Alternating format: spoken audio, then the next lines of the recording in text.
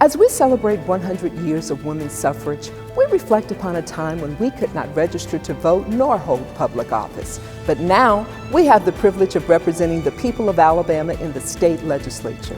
We must continue to educate and empower women because together we can continue to shatter records and overcome barriers. Register to vote and obtain your photo ID so you too can exercise your right to vote on November 3rd. Coming up next on The Voice of Alabama Politics, the coast is hit hard. Also, the V-Team takes a look at faith and labor in partnership. And the legislature will rewrite the ethics laws. And it doesn't look good, Jimmy. He looked good to me. With advice from Bangkok brothel owners.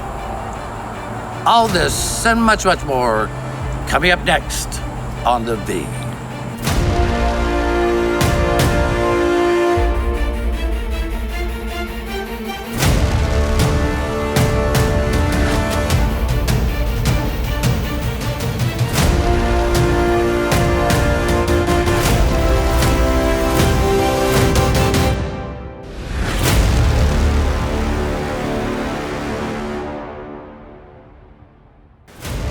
Welcome to The Voice of Alabama Politics, where we tackle the tough issues so you have the hard facts. I'm your host, Bill Britt, and today I'm joined by Josh Moon, investigative reporter and columnist at APR, and Susan Britt, my constant companion and research guru extraordinary. Thank you. Good morning. Good morning, guys. How's it going? Going well outside of beautiful downtown Attala. Some of our folks in the state did not fare well over this last week as Hurricane Sally made landfall at Gulf Shores and did tremendous damage, Susan. It was, I don't know how many people have seen the pictures of what's going on down there, but there are pieces of bridges missing. The devastation is pretty extraordinary. Yeah, it turned that bridge into the 2.99 mile bridge over there. Yeah, exactly. Yeah. No, and that's a new bridge. That's I'm a big beach guy, but so I spent a fair amount of time down there, and it's I'll tell you this, it could have been a lot worse, and so I think some people are, there are a lot of people that suffered out of it, but I think there are a lot more people that were really, really worried about it that escaped relatively cleanly out of this, and so our thoughts. Our heart and our thoughts go out to those folks that have lost property, and we have had some loss of life, right. At least one confirmed, one missing at this point. A lot of people were without power, still are getting the lights back on, but Alabama Power is hard at work, always on, as they say. One of the things that we have broached here before, and we will again as it goes on, what happened as a result of Mike Hubbard going to jail is now the legislature is free to try to rewrite the Ethics Act. I was told by lawmakers over the last 4 years that they did not want to try to rewrite the Ethics Act until Hubbard was in jail. He is in jail. The sad thing is the Supreme Court, and to a lesser degree the Court of Criminal Appeals, has set it up so they have to rewrite it. I mean, there's just basically no way around it. Josh, on the day that I wrote that they could rewrite a fair ethics bill, you wrote a column that said, nah, never happened. So I'm afraid you're probably more right than I am. I agree with Josh. I remember the last time they tried to rewrite I was being aspirational, Yeah, listen, hey, it's good to dream. It is. It's good to dream.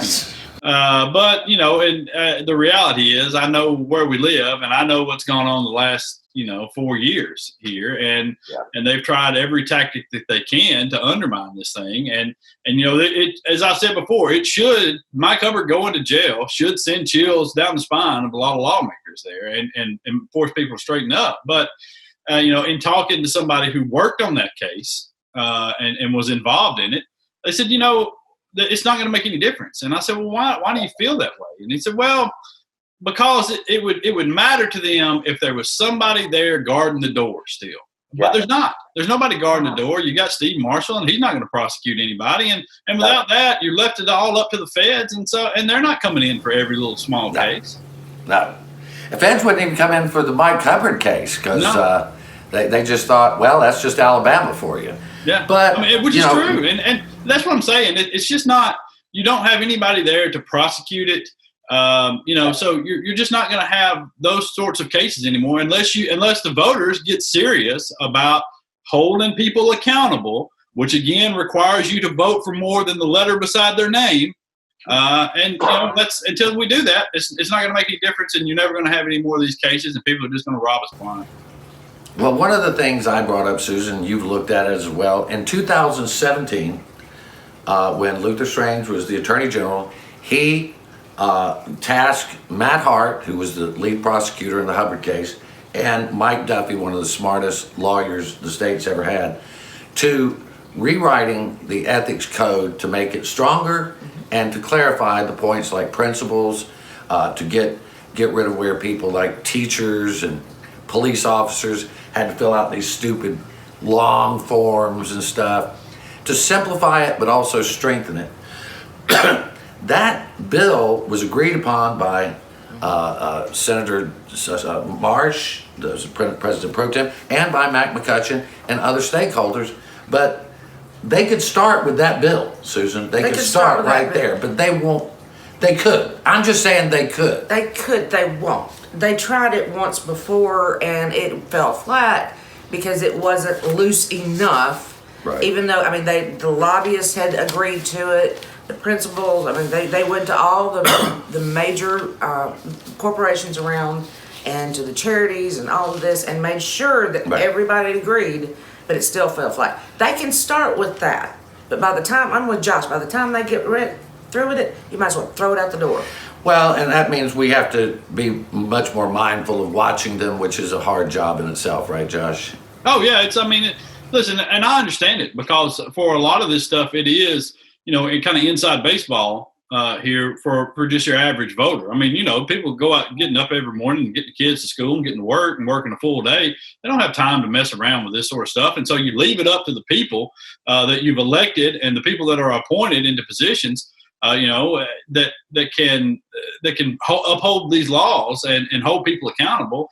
And, we're not doing a very good job of that. And so I think just on the backside of it, we're going to have to figure out a way for voters to become more engaged in particularly the process of putting people in place there that'll uphold ethics laws and make sure that everything is a level playing field for most everybody.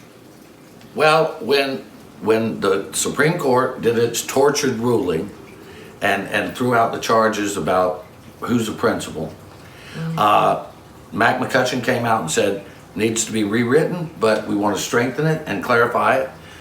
Governor Ivey said she didn't want to see it weakened at all. And Steve Marshall took exception with the court's ruling and said that they shouldn't have ruled that way, but that we should write it but keep it strong. Now, at least one of those I think I would believe, and maybe two of them.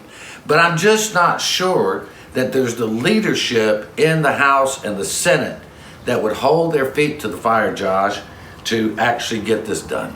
No, if there was anybody there to hold feet to the fire, then we wouldn't have had all the attacks on the ethics laws that we've had over the last 4 years, and and we wouldn't have a rewritten law that identifies basically you and me as economic developers there with a loophole into this thing. And listen, it's just that's what I'm saying is until people get serious about it. I'm talking, and when I'm saying people, I mean actual real people get serious about this. These folks over here, they're going to do what they've always done. They're a bunch of crooks. They're a bunch of crooks, and they're going to remain a bunch of crooks until you force them not to be crooks. All right, we're going to have to leave it on that note. A bunch of crooks. A bunch of crooks. You're watching The V, the voice of Alabama politics. We'll be right back with more news and opinions.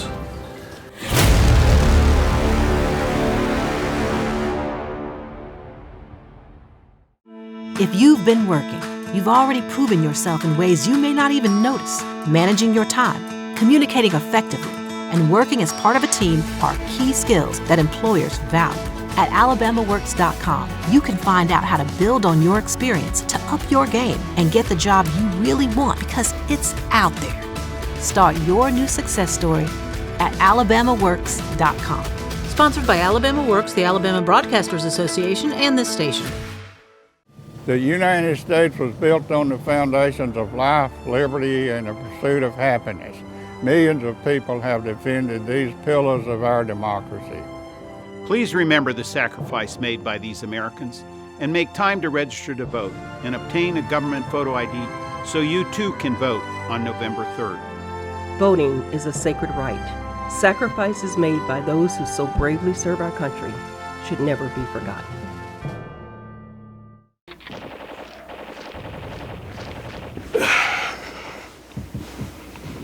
Hey man, what are you doing today? Play the game. Thought I'd go out for a drive later maybe. Text some friends while I'm doing it. Scroll through social media. Kill a family 4 and a head-on collision.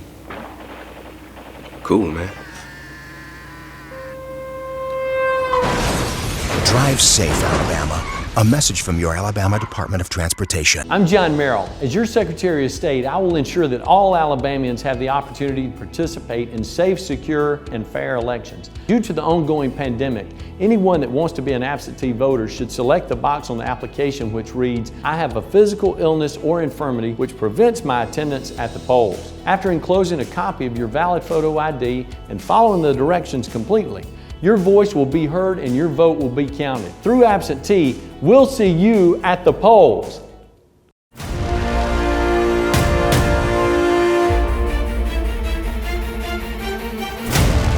Okay, welcome back to the voice of Alabama politics.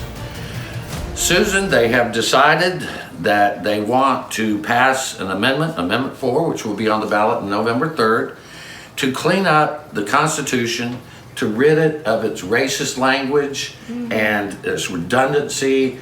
And, some people like, former political science professor at Auburn, Gerald Johnson, and some other folks, John Cochran, a great guy, they are behind this bill. And I respect those men, but I do not respect that the Legislative Services Office, services, will actually write something that's not somewhat sneaky. There's a memory block there. You remember the last time they tried to do that? Yes, I do. Where they took out a child's right to a public education? Well, what they said was they wanted to remove the racist language in a portion of the Alabama Constitution.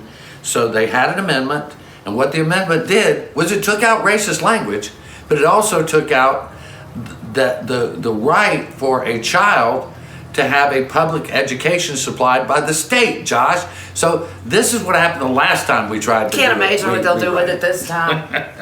Well, the problem that they're going to run into is that once you start trying to remove all the racist language from Alabama's Constitution, you're going to end up removing the entire Constitution. And that's, that really, and I don't say that lightly. You look back at it, it's realistic. This is what, you look at the economic setup, the taxation setup that's there, you're not going to remove all that. And so, once you start, where are you going to stop? And listen, I'm all for them cleaning things up and removing ridiculous amendments and things like that. But at the end of the day, what does it matter? Is anybody actually sitting down and reading through Alabama's Constitution every day? What is it, like 70,000 pages long? Well, it's been amended 950 some odd times, which makes it the longest constitution in the world. The second one is India's constitution. But when they passed the 1901 Constitution, they had an advertisement for it. And the advertisement was referred to in Alabama History of the Deep South State Bicentennial Edition, and it said, the commercial or the written advertisement said, "White supremacy!" ! Honest elections! ! And the new Constitution! ! One and inseparable! ! Is that our Constitution or the Trump campaign today? Oh, hey, bitter party of one. You're awful, Josh. But that is what we face here, is that we can't trust anybody to rewrite the Constitution. And like I said, I respect Professor Johnson a lot. He has a lot more faith in this legislature than I do. Absolutely, and I respect him, and I'm sure he will do an honest job in trying to get it out. But by the time the legislature gets through with it, you will have no idea what kind of devastating things they're going to try to do. Well, they want to rewrite, and then maybe they'll write the ethics law. Same guys will write the ethics law. Yeah, good luck with that. That's how. But anyway, I gotta tell you, that's a lot of reading for our guys. I don't know if we're up to it. They don't read the bills they've got, much less read the bills they've got. The Constitution. They do not read the bills they've got. I tell you an interesting thing, though, is, it's just, you're just not going to be able to do it because we just don't. We have some really honest lawmakers down there, but they don't stand up to the dishonest ones lots of times. Well, it's just like easier. the redistricting sort of thing. It's your map is biased against this guy's map, and his map's going to be biased against you, and and everybody sees bias in everything. And there is a fair way to do all of that. You just everybody has to agree. Okay, we're going to take the hits that we're going to get out of this because there's going to be hits to somebody, and probably hits to people on both sides. But we're going to do it fairly for the future. Well, one day, and this probably never happened, is that people in public office must begin to see it again as public service. Oops, that came out, didn't it? Okay, well, moving on here, as they say. Auburn University this past week renamed its Student Center for the first Auburn Student Government Association President of Color. Harold Melton was elected SGA president at Auburn in 1987, and not everybody was happy about that at the time, were they, Josh? At the time, they wouldn't be happy about it now, and so listen, that's a great move by Auburn. Yes, it is. It is, and at the end of the day, I think that's what people should look for. In these buildings situations that you're looking at, you should look back at people who had a positive impact, whether it be people of color or whatever you have there. They were talking about naming a building for Harper Lee at Alabama. That's a good thing. It's a good thing that people can take pride in instead of some of the buildings that you have that where you look at the name on it and you think back to what happened, and it's just it's just kind of atrocious behavior now, and especially in today's life. We got more of what they've done. And they've done they're beginning to do a great job over there. Justice Melton is the Georgia Supreme Court Justice and has had a stellar career, great move. Alabama has taken the name off two of their buildings. Both of them were Confederate types. They've taken the names off those buildings. The Morgan building was they took his name off. Morgan was one of these guys that thought that it was Christian philanthropy to actually bring Africans to America to make them Christian slaves. He didn't mind the slave part at all. He just wanted to be Christians. I mean, if you can imagine that, Susan. That's true. We're going to have to leave it right there. You're watching the voice of Alabama politics. We'll be right back.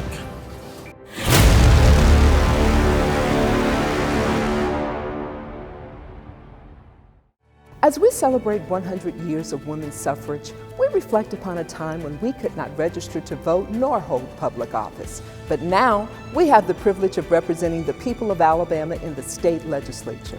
We must continue to educate and empower women because together we can continue to shatter records and overcome barriers. Register to vote and obtain your photo ID so you too can exercise your right to vote on November 3rd.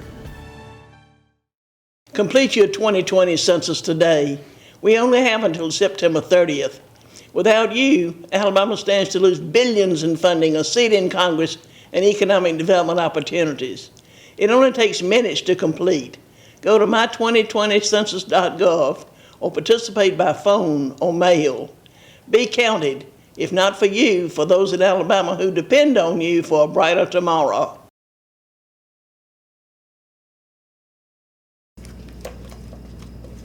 What are you doing today, babe? I thought I'd head down to the lake with the guys, do a little fishing. Of course, none of us will be wearing our seat belts. I'll lose control of the truck, wrap it around a tree, and kill us all. Okay.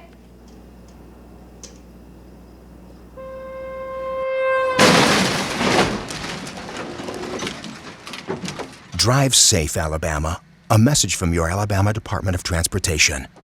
I'm John Merrill. As we prepare for the general election during the pandemic, it is important for Alabamians to step up and become poll workers. Poll workers are paid officials who protect the rights of registered voters at the polls. Contact your probate judge to learn more or apply online at alabamavotes.gov. If you're 16 or older and enrolled in high school or college, you can apply to become a student poll worker by contacting your probate judge or our office. We'll see you at the polls.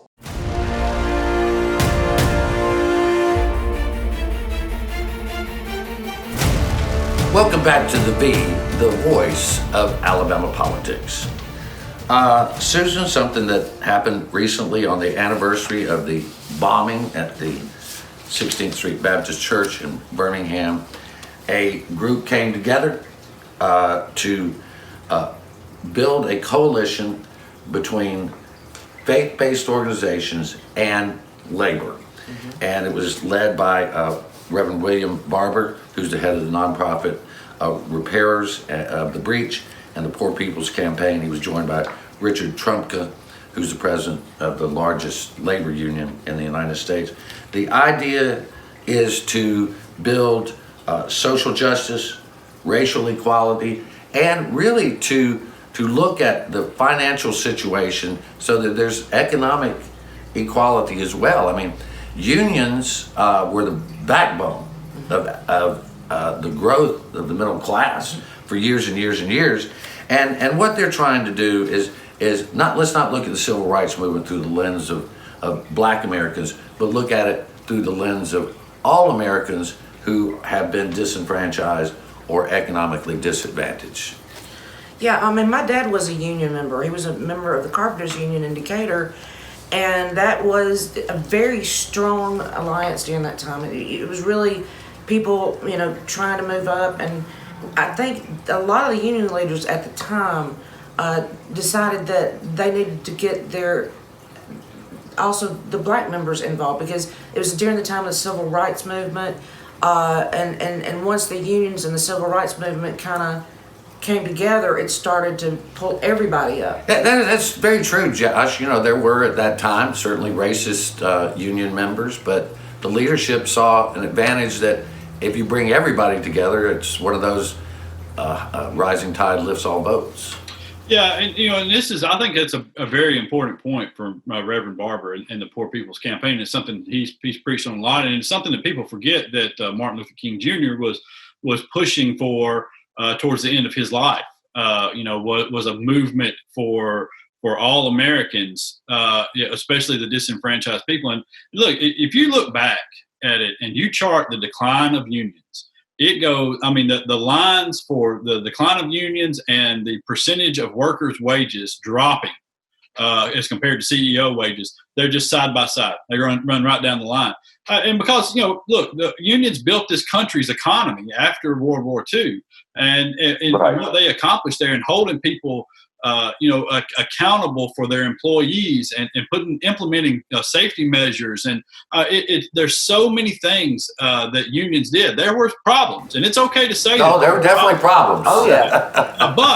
But at the same time, unions made sure that workers that were there on the ground got a higher percentage of the profits of a company than what we're seeing right now that are now going into the CEO pays and golden parachutes. Right. Well, one of the things that is a problem historically, we know this is true because history teaches this lesson, when there is great disparity between the wealth of one group of people and the wealth of another group of people, or one group doesn't have any money, another group has all the money. That's a setup for disunion, violence. It is a setup to really tear a nation apart.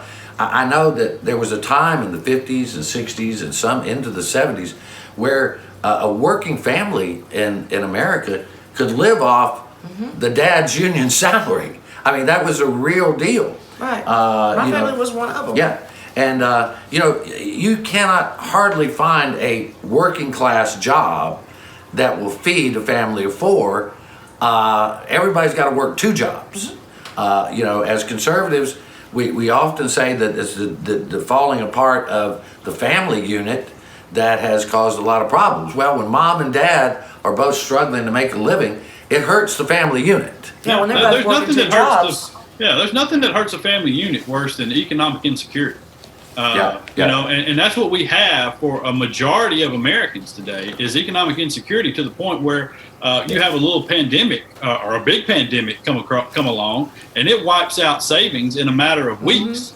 Yeah, I mean, people that have good jobs that are continuing, and they're doing well because they're not spending the kind of money they've been spending. They're putting it in savings. There's studies on this. The other side of it is people that are unemployed or minimum wage jobs. They're falling desperately behind. I mean, even the new supplemental $300 a week that you were getting to your Alabama unemployment is gone now. It ended the 12th. So they're at max, they can get around $250 a week in unemployment. And that's not enough to pay the power bill. And while our unemployment is down to almost a little lower than 6%, that's still a bunch of unemployed folks. It's a huge problem throughout the entirety of the country right now. The poverty levels are rising at a time when you see the economy is supposed to be the greatest it's ever been, and you still have the tremendous amount of poverty. Well, Alabama was in great shape before the pandemic, but it's been hit hard. But again, I want to go, we got 1 minute left. The audacity that Mike Hubbard, convicted felon, has now asked Circuit Court Judge Jacob Walker, who sentenced him to 4 years in prison, they've now asked him to reduce his sentence because they dropped some of the charges. These are the charges that carried the sentence. Exactly. He said he's not a danger to anybody. He just stole $2 million. It's not like he had some weed on him. Well, that's true. And there's lots of people that lost their jobs, that were financially and socially destroyed by Mike Hubbard. While that may not be criminal, he got his just deserves. He really Let did. it go. I mean, look. He's a common criminal. He's worse than a common criminal because he stole from the people of Alabama. He betrayed the people of Alabama, and he should spend every day of that 4 years in jail. We're going to have to leave it right there. You've been watching the voice of Alabama politics. You watch us because we watch them.